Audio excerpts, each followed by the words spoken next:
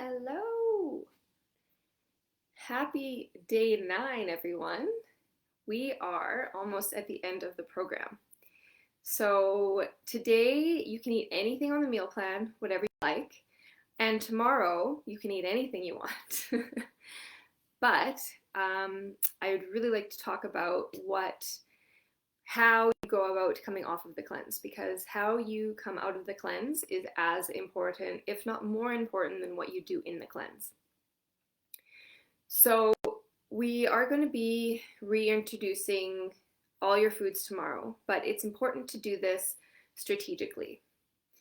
Now, I know it doesn't matter what I say. Some of you are going to just go and eat what you want and, just indulge after these 10 days, but you will definitely feel like crap if you just go out of the cleanse right back into how you used to eat. You will feel terrible. So during this program, I'm sure you have come into some moments where normally you would grab your favorite not so healthy foods as maybe a band-aid or an energy boost or something to give you a little kick, where you can't do that in the cleanse. So a lot of emotions come up and you start to see how your eating behaviors, where they spring from, because food is beautiful and it's meant to be enjoyed and we need it, but it can also be a real crutch for us. It can also act as a pacifier, if you will. So normally if you were to have a headache or something like that, you might just go to the medicine cabinet, grab a Tylenol, grab an Advil, take it, get rid of the headache, and keep going. But when you remove this, you can't do that, and you have to actually face what's happening, because a lot of times headaches or different symptoms come from an emotional component.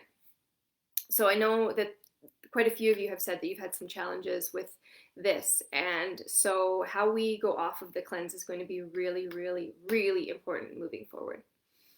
So as I said yesterday, the way that I suggest to do this is by doing this as a little bit of a mini elimination diet, because you have removed so many of these offending foods that may be affecting your digestion. So, sugar, gluten, dairy, alcohol, those are the main ones. There's all little subcategories in there as well, but those are the biggest ones that we use as a crutch, but also are depleting us and breaking down our gut lining. So, the way that we're going to do this, or if you choose to do the elimination diet process, is we're going to slowly start introducing different food categories back in 3-day intervals. This way you'll be able to know exactly what foods you are reacting to.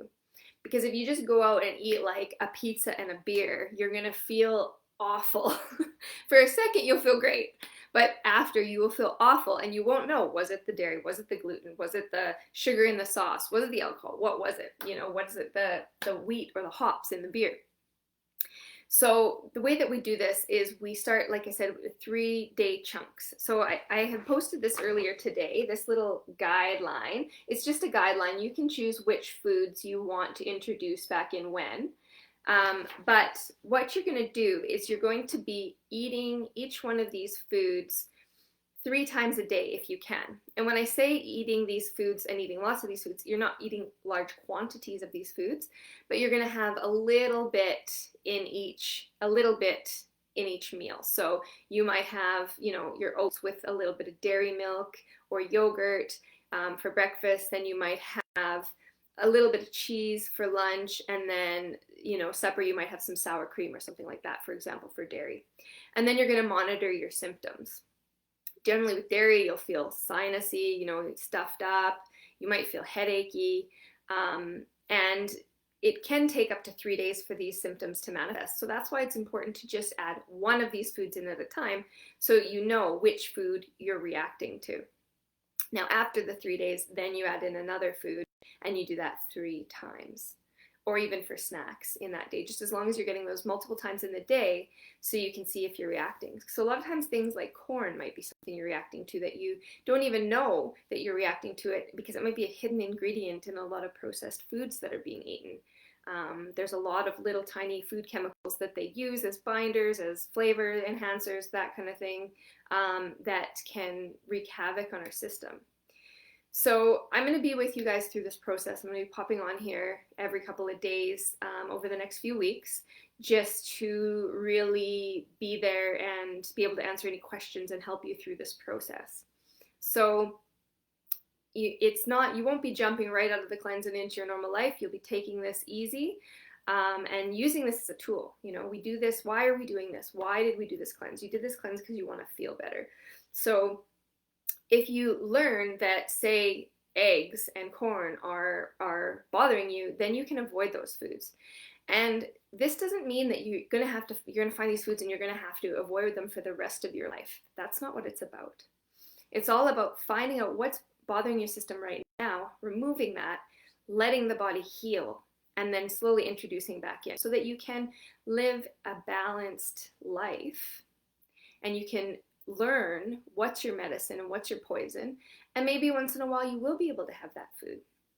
I did this process, gosh, probably 8 years ago now, and I was very allergic to eggs and wheat and peanuts, and I did the whole process. I removed everything, and now I can eat a little bit of peanut butter once in a while. I eat eggs with no problem now, but that was after a gut healing protocol.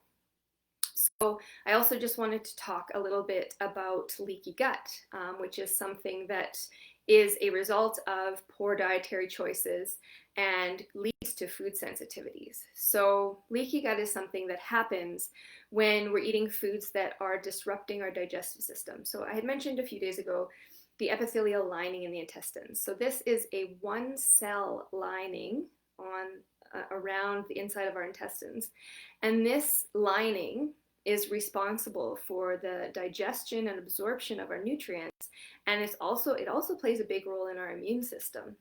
And it's the barrier between the inside and the outside of the body. So the intestinal tract is actually considered to be on the outside of the body because it's a long tube that goes from your mouth all the way out the bottom, and so we consider it on the outside. So this one cell epithelial lining keeps the things in there that need to be eliminated and absorbs the things that we need in our body, nutrients.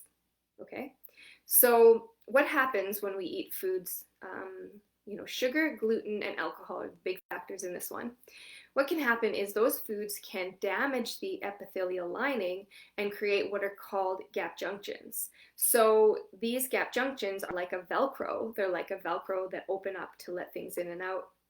And these get weakened by those offending foods, and they open up and they allow bigger particles of foods that aren't supposed to be in the body into the immune system.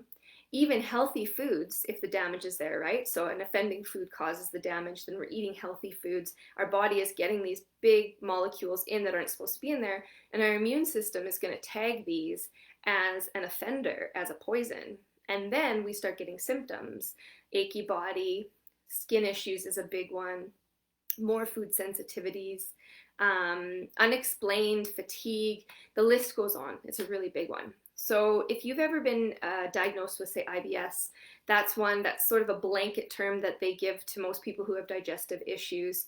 And if you have been diagnosed with that, more than likely you have leaky gut. And most people do have leaky gut if you have any kind of digestive disturbances, unexplained symptoms.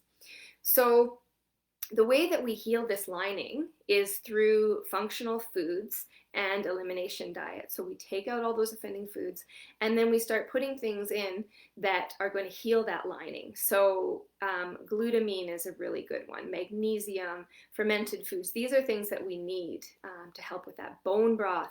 I go on and on about bone broth. This is such a big one for healing the gut because it's nature's source of glutamine and collagen and all these yummy, delicious nutrients that are going to seal up that lining and heal the gut. So I make my own bone broth at least once every couple of weeks. I just get an organic chicken from Costco. I roast it, I use the meat to eat, and then I take the carcass and I boil up my bone broth with like vegetable ends that I keep in the freezer. This is just a hack. I go on about this too. I think I did a reel in Instagram with it not that long ago. So I keep all my onion ends and my carrot ends and my garlic ends, all the things you would normally throw away, and I just put them in a plastic bag and I keep them in the freezer. Have to be organic though. I have to stress that if we're making broth, it has to be organic. And then I throw that into my broth for extra nutrients and extra taste, and it makes an awesome broth that you can use for all kinds of things. So I make a lot of curries. You can use broth for soup. You can just drink it at night. It's a nice little warm drink instead of a tea at night. You can cook your rice in it. That's another one. It'll absorb into the rice and get it that way. So bone broth is a huge one. So these are all little tools, tips, little tidbits that I'd love to share more with you guys. So that's going to be that. That was kind of all over the place of how we heal the gut, but I really hope that you guys do take advantage of this time and use it to discover what's happening in the body so that we can move forward and create a healthier digestive system. And with that healthier digestive system, we're going to have a healthier immune system, we're going to have a healthier mood, and you're just going to feel better. So if you have any questions about that, I'll be breaking it down a little bit more, but reach out. I'd love to walk you through it. It sounds like a bit of a big process, but you just break it down into little chunks. You just break it down into 3-day increments, and you've already done 9 days, almost 10 days of intensive restriction and supplementing and all that. So doing this process this way, it won't be that hard, and you'll be getting to eat those foods that you've been missing as well.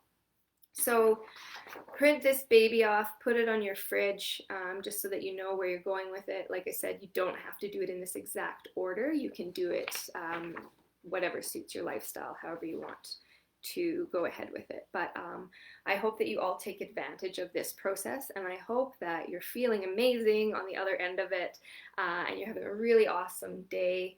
And I will see you guys tomorrow morning. I'll be on live early tomorrow morning. Probably, let's say, I'll be on at 9 o'clock tomorrow morning for you guys. So if you want to come on live and chat with me right on here, that would be great. I also have a little surprise for you guys, a little offer to end things off. So if you are free at 9 a.m. tomorrow, come on, and I would love to see you there. I hope you're having an awesome day, and I'll see you guys all tomorrow.